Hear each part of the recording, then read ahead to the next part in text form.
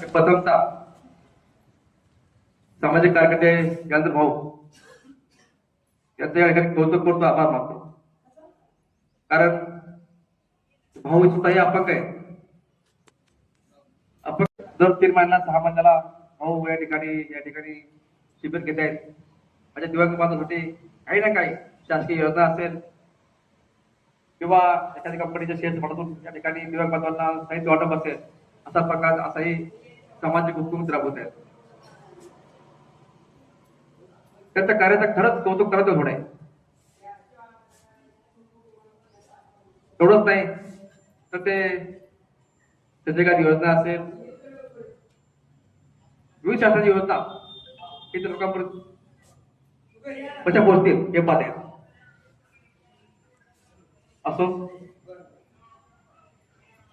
असा कार्यक्रम त्यांनी 3 दिवस त्यांनी आयोजित केलेला आहे.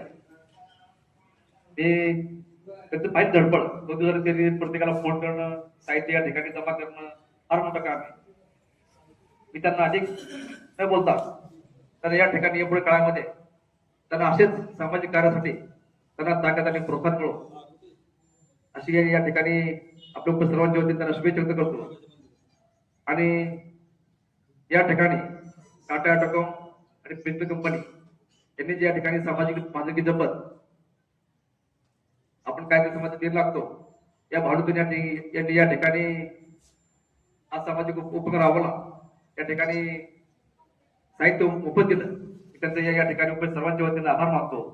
थांबतो.